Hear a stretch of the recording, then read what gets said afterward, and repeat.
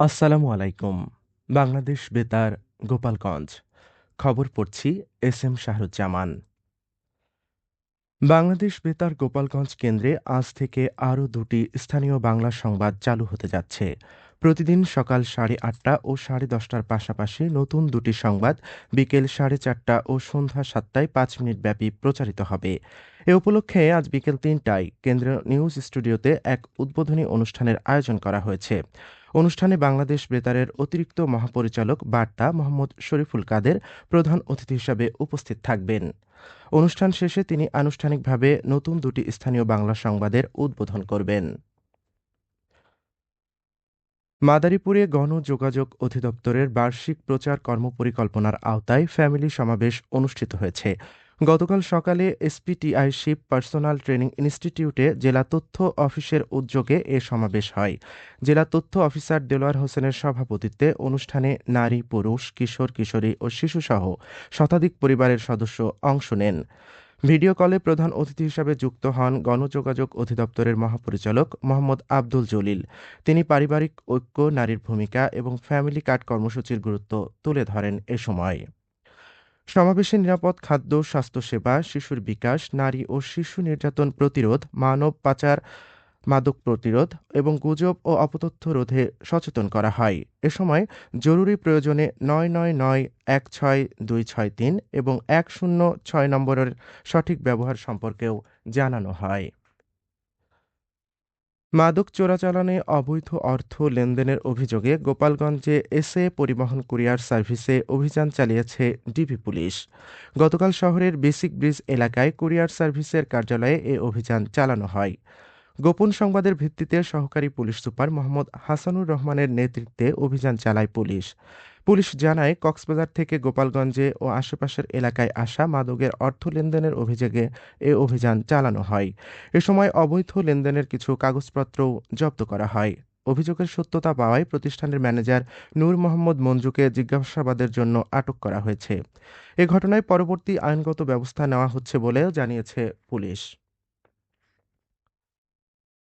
গোপালগঞ্জের কাশিয়ানীতে ২ লাখ টাকা মূল্যের ১,০০০ মিটার অবৈধ চায়না দুয়ারি জাল উদ্ধার করে ধ্বংস করেছে মৎস্য অধিদপ্তর। গতকাল নোয়াপাড়া ও চন্দনার বিলে অভিযান চালিয়েছে। এ সময় জালও জব্দ করা হয়। পরে জনসম্মুখে জালগুলো আগুন দিয়ে পুড়িয়ে ফেলা হয়। কাশিয়ানী উপজেলা মৎস্য কর্মকর্তা আসলাম হোসেন শেখ বলেন, মৎস্য সম্পদ রক্ষা ও সংরক্ষণে এ অভিযান চালানো হয়। তিনি আরও বলেন, অবৈধ ও মৎস্য সম্পদ ধ্বংসকারী চায়না দুয়ারি জালের বিরুদ্ধে এ ধরনের অভিযান অব্যাহত থাকবে। নড়াইলের লোহাগড়ায় অবসর সময়কে কাজে লাগিয়ে ড্রাগন চাষে স্বাবলম্বী হওয়ার স্বপ্ন দেখছেন উদ্যোক্তা আনিসুর রহমান শিকদার। ৯০% জমিতে ১,০০০ পিলারে গড়ে তুলেছেন ১২,০০০ ড্রাগন গাছের বাগান। প্রায় ৩১ বছর প্রবাসে কাটিয়ে ৪ বছর আগে দেশে ফেরেন আনিসুর রহমান। ২০২৪ সালে বাণিজ্যিকভাবে ড্রাগন চাষ শুরু করেন তিনি। বাগানে red velvet, American beauty, Vietnam red ও ভিয়েতনাম হোয়াইট সহ বিভিন্ন জাতের ড্রাগন রয়েছে। উদ্যোক্তা জানান, প্রথম বছরে ১.৫ লাখ টাকা এবং দ্বিতীয় বছরে প্রায় ৩ লাখ টাকার ফল বিক্রি করেছেন।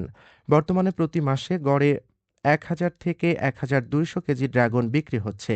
প্রতি কেজি ফল তিনি পাইকারি দামে ৭৫ থেকে ১২০ টাকা দরে বিক্রি করছেন। লোহাগড়া উপজেলা কৃষি কর্মকর্তা মুনমুন সাহা জানান, উপজেলায় প্রায় ২ হেক্টর জমিতে ড্রাগন চাষ হচ্ছে। কৃষি বিভাগ উদ্যোক্তাদের প্রয়োজনীয় সহযোগিতা দিয়ে যাচ্ছে। আনিসুর রহমানের বাগানের ফল নড়াইল, গোপালগঞ্জ, মাগুরা ও যশোরের বিভিন্ন বাজারে বিক্রি হচ্ছে। ফরিদপুরে পদ্মা নদী থেকে অজ্ঞাত এক নারীর অর্ধগলিত মরদেহ উদ্ধার করেছে নৌপুলিশ। গতকাল সদর উপজেলার আলিয়াবাদ ইউনিয়নের সাদিরপুর বাজার সংলগ্ন পদ্মা নদী থেকে মরদেহটি উদ্ধার করা হয়। নৌপুলিশ জানায়, নিহত ব্যক্তির বয়স আনুমানিক ৩৮ বছর। তার ২ হাতে শাখা এবং পায়ে নুপুর রয়েছে। নৌপুলিশের ফরিদপুর কোতোয়ালি ফাঁড়ির ভারপ্রাপ্ত কর্মকর্তা শফিকুল ইসলাম জানান, কিছুদিন আগে ওই নারীকে হত্যা করে মরদেহ নদীতে ফেলে দেওয়া হয়েছে। তিনি আরও জানান, মরদেহটি ময়নাতদন্তের জন্য ফরিদপুর মেডিকেল কলেজ হাসপাতালের মর্গে পাঠানো হয়েছে। পরিচয় শনাক্তে কাজ করছে পুলিশ। সবশেষে আবহাওয়া।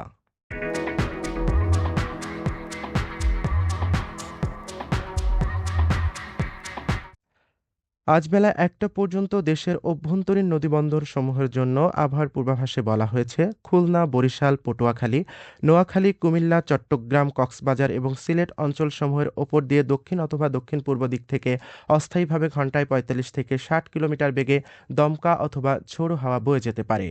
সেই সঙ্গে বৃষ্টি অথবা বজ্রসহ বৃষ্টিপাতের সম্ভাবনা রয়েছে। এসব এলাকার নদীবন্দর সমূহকে ১ নম্বর সতর্ক সংকেত দেখাতে বলা হয়েছে। খবর শেষ হলো। আমাদের পরবর্তী খবর প্রচারিত হবে সকাল ১০টা বেজে ৩০ মিনিটে বাংলায়।